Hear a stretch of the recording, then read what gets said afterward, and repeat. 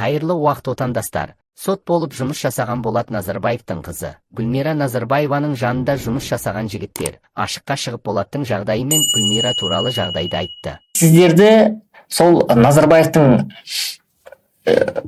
Назарбаевтың арқасында байыған, өте бай қуатты азаматтар деп ойлайды. Сіздер демек соны жоққа шығаруға келіп отырсыздар ғой. Өйткені кейбір организаторларға хабарласқым келсе, ол түсінбейді. Айтсаң, осындай бірақ тойға шақырасыз, осындай тойға шыққың келеді ғой, тойға барғың келеді, тым ақша тапқысы келмейді. Жазғаннан кейін еңбегің ол нәтижесін көргің келеді. Жоқ, шақырмайды да. Әдейі ма? Әдейі емес, олар либо қандай ойларын түсіне алмады, либо ақшалар бар, либо оған не болып тұрған жоқ, нуж жасап тұрған жоқ дейді да. Оларша бір жағынан ойлаймын, бір жағынан бағана каналда айтып жатсыз ғой, каналда действительно бізді қиып тастайды Нұреке. Біз эфирға шыққан Гүлмира Болатның несі группасы, значит сол кісілердің несі отбасының адамдары дейді, біз қиып тастайды ғой. Болат Назарбаевтың жағдайы қалай екен, бардыңыздар ма? Енді біз алдында естігенбіз, енді ауырып жатыр деді. Енді біз не деп барамыз ол жерде баратында, өйткені өзіңнің зарың өзіңде жетіп жатыр. Жоқ, кезінде ағалап жағалап жанында жүрдіңіздер ғой. Жоқ, енді жұмыс істеп жатырған сол кісінің келгеннен кейін не сол жақта істеп жатыр. Енді қай жерде істеп жатырсыздар? біз мәдениет үйінде жұмыс істеп жатырмыз. Қарасайда. Апаған айтып қалдыңыз 50 мың теңге айда қаламыз. Сол жерде жұмыс істеп жатыр. Енді ары қарай чымалыңға тиіп тұр ғой деймін да, бір ол кісінің бір асым ет алып қолдарыңызға. Барыпты, Нұреке, балалар барыпты. Ол жаққа біз болдық, сен айтып тұрмын ғой, Жайкеңнің бір әңгімесін айтқаннан кейін бана қызына көмек сұрады ғой тоже. Сол кезде жоқ дегеннен кейін Нұреке, сен сұрайсың ба? Жоқ деймін ба? Болды, сен жоламайсың ғой жақта. Жолатпайды ғой сен. Өйткені орта жақсы болса біз баяғыда ақша алар. Барған азаматтар дейді, шынымен ауырып жатыр дейді ма?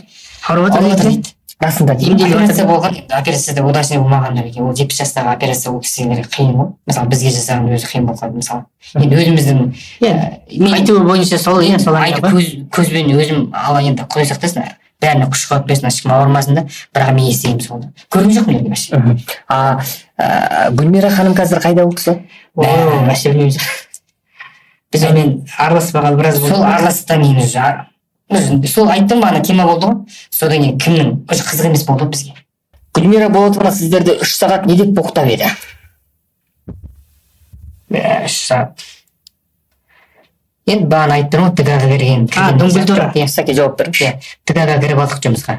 Сендер мен енді нені түсіріп, мәртебемді түсіріп деп айтады да, енді кешіріңіздер. Бізде ондай мәртебе жоқ. Біз қарапайым адамбыз.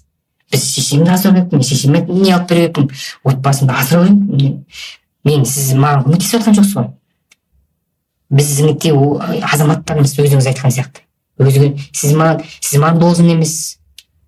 Мен сізге должен емеспін. Неге должен десеңіз айтыңыз, должен деп. Жоқ дейді да. Енді не үшін кірдіңдер ТГ-ға дейді да именно. Мен айтамын, именно енді басқа қай жерге кіреміз? Өзіміздің профессиямызбен жұмысқа кірдік деп айттық. Сол 3 сағат болды. 3 сағат болды ма? 3 сағат болды жанында. Ой, анау әкең менің үмітімді ақтамадыңдар, жанымызда группаласымыз отырған ғой. Енді біз екеуміз отыра береміз, бір группаласымыз бір сөйлесіп болған айтады, бауырым ана кіммен сөйлесіп болсын дейді да. Кім осындай боқтау, не деп боқтады енді бір боқтаған енді жестко боқтайды ғой. Не деп боқтады жестко? Енді бана үмітті ақтамадың, оның ептімаймайды деп боқтайды. Не сіз оны ақтам ғой? Тағы қандай? Әпке болған әпкелік болып мінезбен не отқансың? Бірінші қандай дедің, еп твоямайды дедің ба? Сосын екіншісі? Неге түсінбейсіңдер, енді әке деп айта алмайды ғой өйткені. Енді не деп боқтап айтқыз? Долбоебы дейді ғой. Долбоебы деген сөз кейіп ол кісінің десе. Не? Долбоебы. Долбоебы, блядь деп. Енді айтамын, не істеймін, әпке? Долбоебы болғанда мен де бір көз айтқан, әпке долбоебы болғанда әкімді жұмыс істеу керек қой, дұрыс қой, енді зачем именно ДК-ға кіріп аласың деп. Күліп сөйтіп әңгімені тоқтатып жібердік та. Жоқ, долбоебы тағы не деп боқтайды? Енді долбоебы болу сол әңгімен основном сол боқтайтын сөз сол ма еді? Енді Нұреке сол жерде 3 сағат сол сөзде. Нұреке андай ғой, оның үйтіп айтқан себебі ойлап жүр ғой бізде. Мегативізда ғой деп ойлап жүр. Бізде отыр ғой Нұреке, халық танымайды бізді, ол кісілерден басқа. Гүлмира ханым әкесінің тоқалдар жайлы не айтатын еді? Енді әкесі болғаннан кейін по-любому адам қызғанады ғой. бірақ енді оны біз может бөтен адам болғаннан кейін бізге оны көрсетпейтін шығар.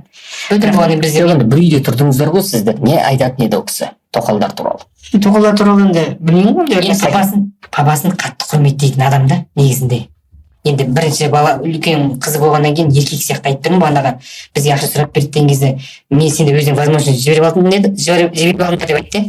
Ол неге айтты? Өйткені әкесінен ақша сұрай бермейтін адам. Біз сендер үшін сұрап бердім ғой негізі дейді да. Сол үшін сендер возможностьтан кетіп қалды дейді. Ал бағана тоқалдарына келсек, әкесін конечно қызғанады. Өйткені ол бәрі қолданатын болғаннан кейін сөйтіп әкесіне жаны ашиды. Әкесін жақсы көріп құрметтейтін адам. Мен сондай әкесін қатты құрметтейтін адам мен өмірімде көріп таңғалып, қыз бала деген өте сондай болады екен. Әкесінің қанша тоқалы бар еді?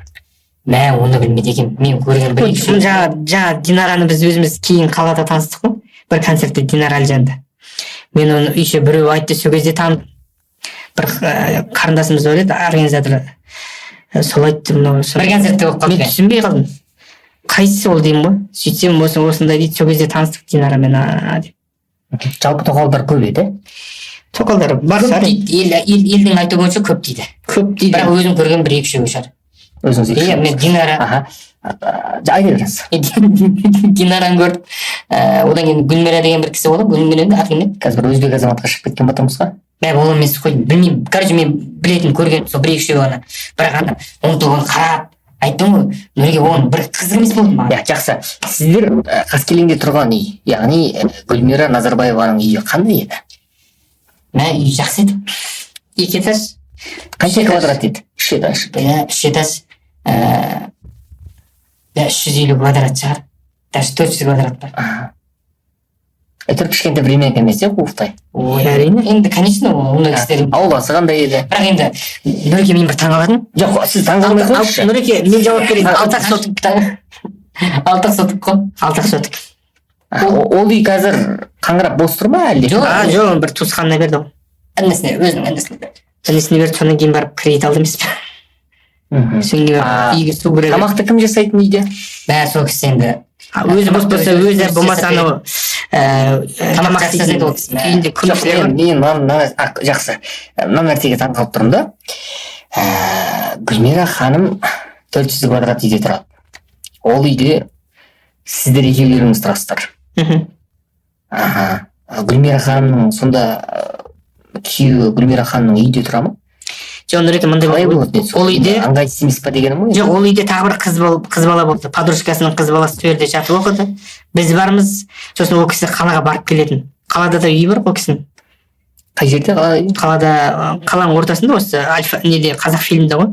Өздерінің бала шағасын бәрі жоқ тұрады ғой. Қалаға постоянно барып келеді. Сіздерде екеулеріңізді жалпы Гүлмира Назарбаеваның өзі жіберіп отқан сияқты. Мен әдемі қылып көрсет, күшті қылып көрсет, сәл кішкене жамандайтын жерде жамандандар, бірақ сондай мен ақ таза көрсетіңдер. Бір елге әдемі бір ханшайым болғым келеді деген сияқты сондай оймен келіп отқан сияқты. Және де бұл менің өзім ғана сөзім емес, ертең көріп отқан көрермендерде сол пікірде болады деген ниеттемін.